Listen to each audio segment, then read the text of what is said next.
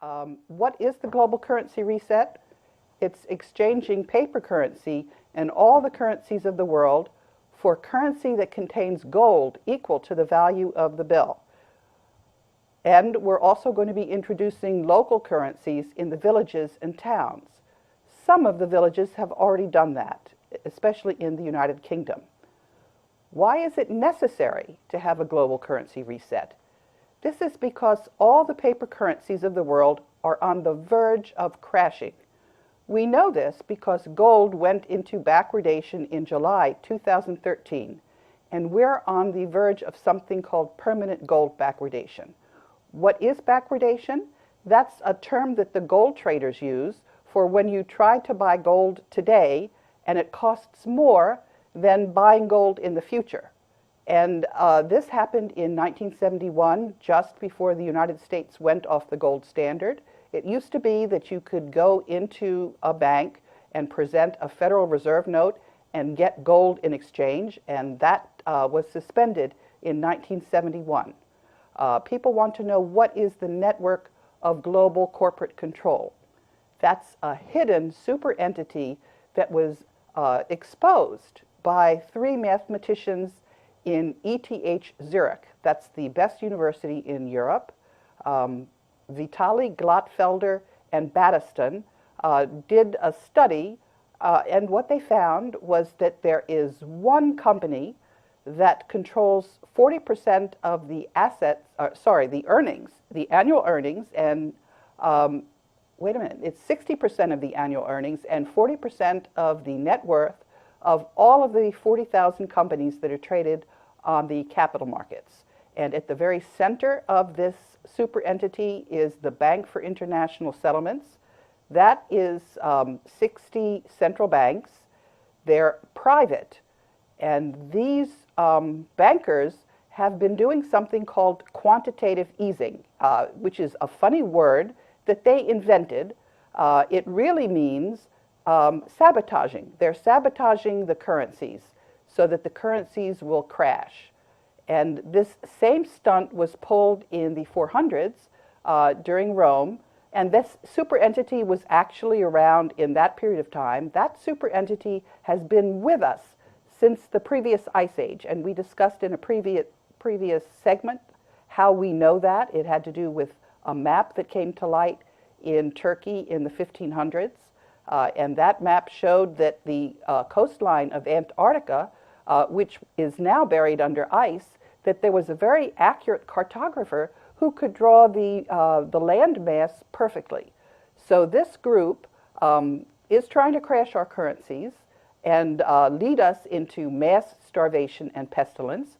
But this time around, we have the internet, and we have all been comparing notes, and we have this study of the Federal Institute of Technology, and we saw what happened in Rome, and so we are simply not going to allow our currencies to crash.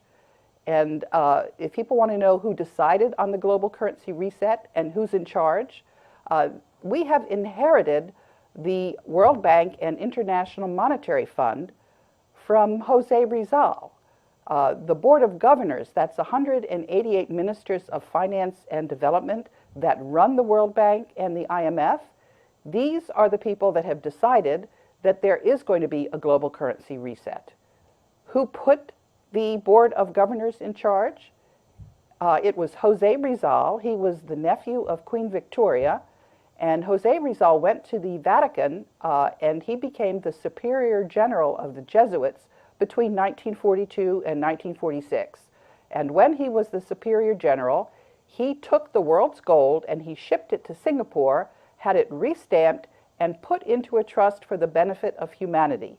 This trust is called the Global Debt Facility, and I'm the lawyer for the Global Debt Facility. You may want to know, how did I get this job? It's because I was in the World Bank legal department for 21 years. Ibrahim Shihada brought me into the World Bank. He hired me in 1986, and one of the reasons he hired me is because I studied a group that came into being in, it's called the Group of 77, but it was in 1975 that I studied that group when they were forming a coalition. It's 133 developing countries. If anybody's interested in seeing the paper that I wrote about that, I'll be happy to send it to you. And so I've been working together with these coalitions even before I knew about the Global Debt Facility. I didn't find out about the Global Debt Facility until after I had been fired. I was fired in 1977 illegally. Senator Lugar, who had been on the Senate Committee on Foreign Relations, had been doing an investigation into the corruption. And first I went up the corporate ladder, which is what an in-house lawyer is supposed to do. I tried the Treasury Department to get them to do something about the corruption that I noticed. Because if you're a lawyer in a company that is issuing bonds on the capital markets, and the World Bank issues $180 billion worth of bonds all over the world's capital markets, you have got to be brought into compliance. And I could see that the financial statements of the World Bank were being fiddled. They were being fiddled because anybody that tried to report that there were inaccuracies would get fired. That means there's no internal controls. There's no way to be certain about the accuracy of the financial statements. Some of the accountants inside the World Bank were reporting that the interest bills that were being sent to the countries that were borrowing from the World Bank were being overstated, and those accountants were fired. There were other whistleblowers. Elaine Colville from the United Kingdom had pointed out that there was double accounting, that her unit, their charges were being paid for out of two separate places. That meant that the second amount that was being charged was a slush fund, and people could just do whatever they wanted to. You can't have that inside a bank, and I knew that full well because I had come to the World Bank from the Export-Import Bank, and before that I had been a lawyer on the capital markets. And one of the things about me, you can see through the timeline, is that I seem to have a nose for corruption. And whenever I find it, I report it. That's just the way I'm wired. I'm hardwired to blow the whistle on corruption.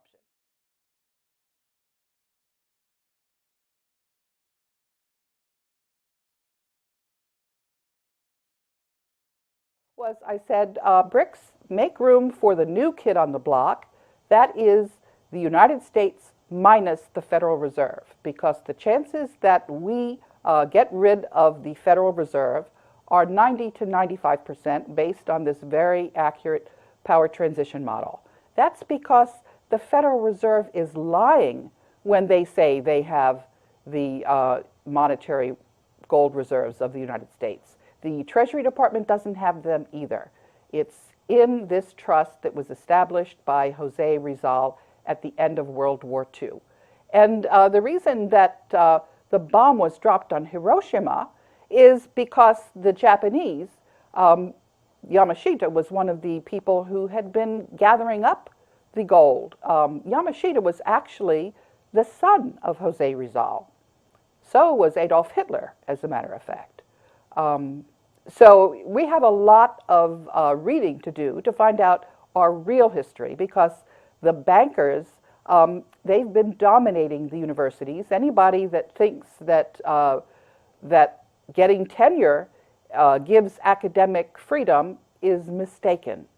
That's a way of locking out people who are too inquisitive and trying to tell things the way they really are. We don't know about our ancient civilizations that you can find off the coast, buried. When the sea level went up 400 feet, there are many structures, or the Sphinx for that matter.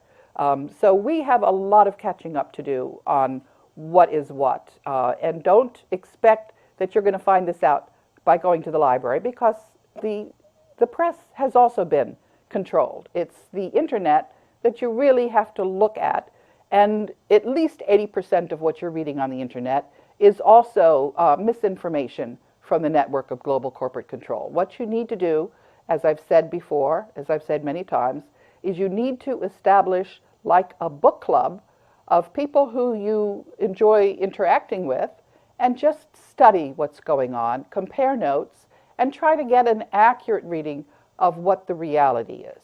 And at the moment, we're in a transition where many, many people are no longer trusting the mainstream media. I've said that that's one of the indicators that you can use to see how smooth the transition is, because you'll know how many people are going to be better informed and how many people are going to be prepared and working along as we go along with this global currency reset.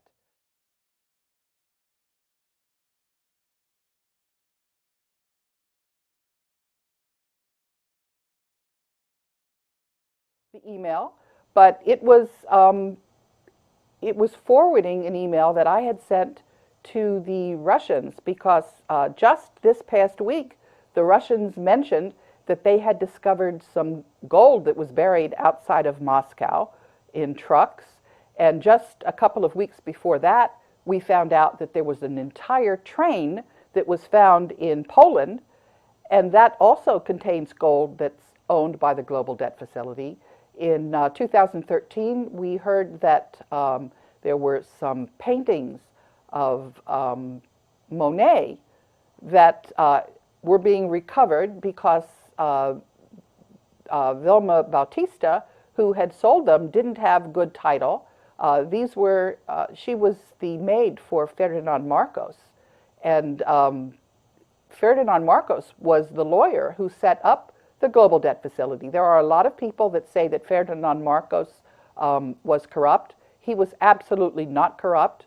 What he did was he conserved the gold monetary reserves and put them in trust for humanity, and those reserves stayed in trust and in hiding for 50 years, so that at the end of that period, when the gold is now going to be returned to each of the countries, there are no competing claims. That's because of something called the statute of limitations. Anybody who had a claim on that gold has lost it after the 50-year period has lapsed.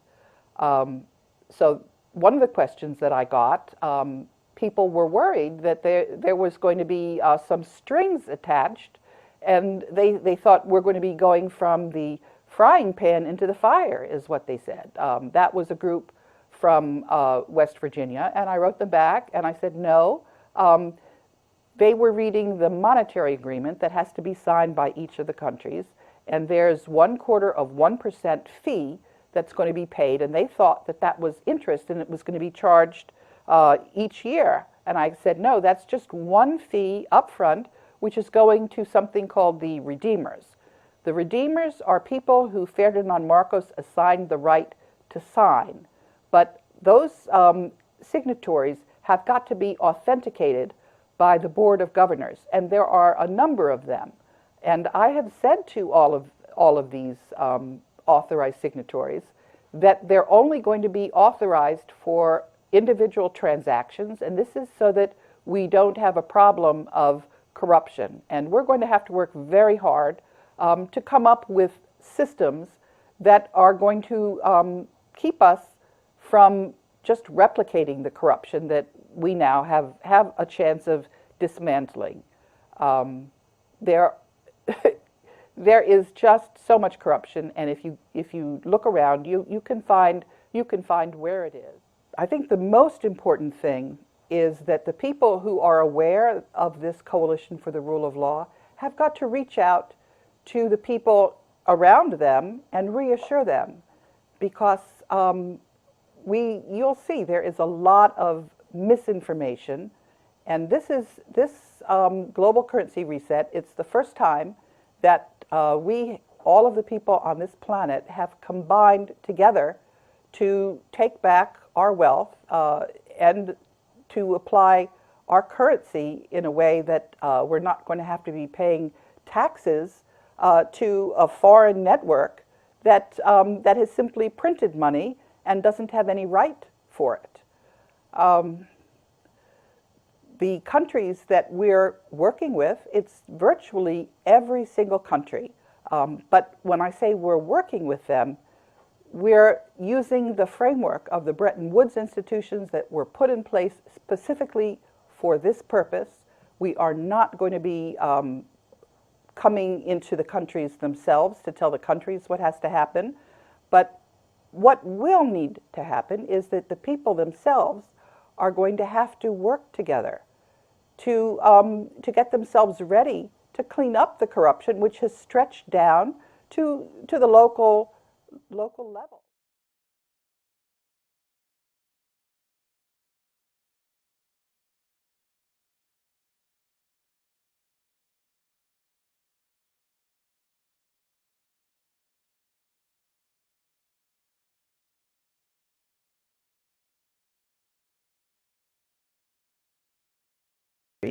That's being taught in our schools and that's being written about in our history books.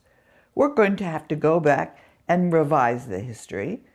As you know, I'm saying as you know, as people who have been listening to this DC TV series on the network of global corporate control know,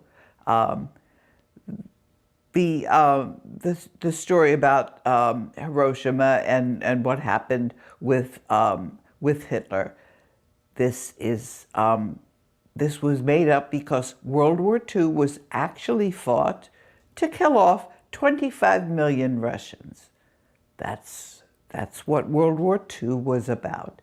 And then the World Bank was created in order to resolve this problem, and the people that created the World Bank knew that the black nobility was still there and was still very much going to try to grab the world's wealth, although Jose Rizal and Ferdinand Marcos had taken it and melted it down and put it in a trust. But Ferdinand Marcos, who was a very good lawyer, knew that there's something called the statute of limitations. And after 50 years, after Jose Rizal and Ferdinand Marcos had taken the world's wealth, the black nobility couldn't take it back. They couldn't take it back because of the statute of limitations. If the trust that Ferdinand Marcos set up at the World Bank continued for more than 50 years, then the right of the black nobility to try to grab that wealth back would have been lost. And that's where I came in, because I was in the World Bank legal department and I learned about all of this. And then I learned that the black nobility hadn't succeeded. I think the 50 years had ended after 2005. It was in 1949 that Jose Rizal put these assets on deposit in the World Bank. And somebody once sent me the board of directors meeting in the Philippines that showed when Jose Rizal had given his proclamation and declaration of the gift of love. And that person sent me that email. He was somebody from the Philippines, I'm reasonably sure, because I had mentioned that, see, there were a number of people that were telling me things that weren't true. One of the people that was lying to me was Wolfgang Struck. And Wolfgang Struck told me that Jose Rizal was actually a foundling, and his parents were raising him, but they weren't his real parents. That Jose Rizal's real parents were from the English. Well, that was a lie. And once I mentioned on DCTV that was a lie, and that Jose Rizal had descended from the people in the Philippines, somebody sent me the minutes of the meeting where Jose Rizal had deposited the wealth of the world. So there are a number of lies that have been told to me to try to get me off track, to confuse me.